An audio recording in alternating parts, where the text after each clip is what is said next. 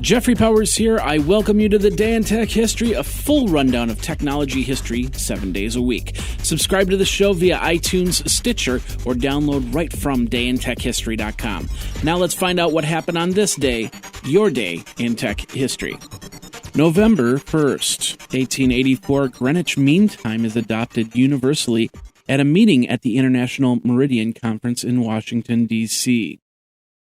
1887, 11 years after the phone was invented, the first differentiation between day and night long-distance rates go into effect. 1954, the Industrial Development Engineering Association Corporation begins selling the first commercial transistor radio, the Regency TR-1. It was designed and built by Texas Instruments and would cost $49.95. 1960, the first market trial of touch-tone calling by AT&T begins in Findlay, Ohio.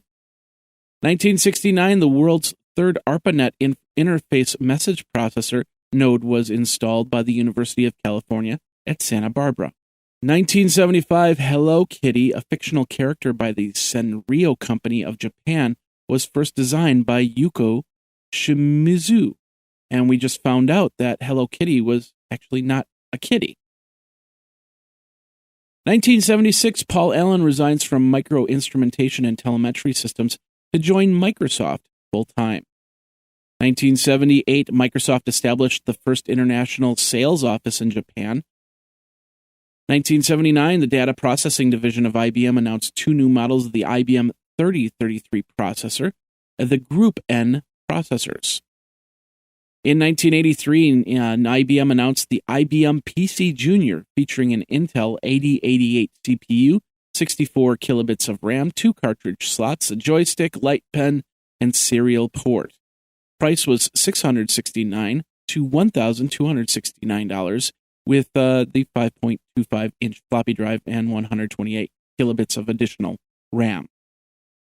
1984, Keytran, owned by Central, Honeywell, and the Chicago Sun-Times, is renamed Keycom and launched a commercial video text service. And Toshiba announced its development of a 1 megabit RAM chip.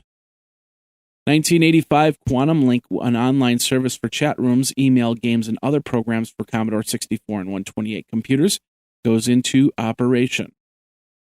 It would later be renamed America Online in 1994. 1987, Microsoft released the Windows 2.0 operating system. 1994, Mosaic Communications files a lawsuit against Spyglass and its University of Illinois, seeking a declaration of whether or not Mosaic Netscape software infringed on browser code developed by the university and licensed through Spyglass. 1995, Intel formally introduces the Pentium Pro processor, speeds of 150 to 200 megahertz. They could achieve 440 MIPS and incorporates the 5.5 million transistors. Prices would start at about $974 for the 150 megahertz, 256 kilobit level cache. 1996, the Digital Equipment Corporation filed a suit against AltaVista, seeking remedies and financial damages for alleged infringements against AltaVista trademark on the World Wide Web homepage. And the first DVD video players from Toshiba and Matsushita, or Panasonic, go on sale in Japan. They would cost $720 and $885, or 79,800 yen, or 98,000 yen. And in 1999, Motorola introduced the first microchip that worked with worldwide types of cellular phones, called the DSP-56690. If you love the Day in Tech History, then I encourage you to join my Patreon movement over at patreon.com/geekazine. Your contribution keeps the lights on and more Day in Tech History episodes available. Pledge as little as $1 a month or $12 a year for 365 days of podcasts. Add to that all the content on Geekazine, Morning Geeks, and other shows that I produce. That's over at patreon.com/Geekazine. Now let's get back into your Day in Tech History. In 2002, U.S. District Court Judge Colleen Kokler-Cotley conditionally accepted a proposal settlement between Microsoft and the U.S. Justice Department. Also in 2002, ViewSonic released the ViewSonic Pocket PC V35 handheld computer, featured a 300 MHz Intel PXA250X scale processor, and MMC and secure digital slot. It weighed about 4.2 ounces and cost $299. 2007, Time magazine names the iPhone the invention of the year. Intel secretly puts the Itanium 9100 processor on sale. It was codenamed Montevel, and it was 1.66 gigahertz processor with 667 front side bus.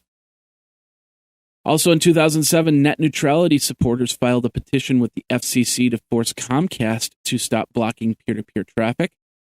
And Mandriva CEO Francois Benchillon posted an open letter to Steve Ballmer criticizing his tactics. This happened a day after Microsoft did a last-minute deal with the Nigerian government to have computers with Windows installed and delivered to 3,000 classmates. 2008, Novell begins opening seats of the Open SUSE Community elected board for any non-Novell employees. RIM was sued by M Formation for a patent infringement, one which they didn't specify, and Justin.tv was accused by the UK's Premier League for illegally streaming soccer matches. 2009, a pair of surveys in the UK suggests that those who share files spend 75% more on music than those who do not. According to Mark Mulligan of Forrester Research, he suggested that people use file sharing as a discovery mechanism. 2010, Reddit CEO Christopher Slow left to help start a new site called HipMonk, online travel planning, and Microsoft introduced a new feature in Hotmail to attach other accounts, including Gmail, to view mail from their interface. And in 2013, Paul Anthony Ciania walks into LAX terminal and starts shooting. Officer Geraldo Hernandez was killed while 7 others were injured. Delta and JetBlue Airlines begin allowing passengers to leave their electronic devices on. You still have to put it in airplane mode once that cabin door closed. You could still play Candy Crush all the way up to 30,000 feet in the air. And Edward Snowden sends a letter to Germany asking for a new NSA hearing for November 3rd. And YouTube airs the first YouTube Music Awards. And that's your day in tech history. My name is Jeffrey Powers, www.dayintechhistory.com. All the show notes are over at wikizine.com, Geekazine's wiki. And of course, you can like the Facebook page and follow Twitter at Day in Tech Hist. Until tomorrow, take care. Day in Tech History is copyright 2015, JMP Enterprise and Geekazine.com.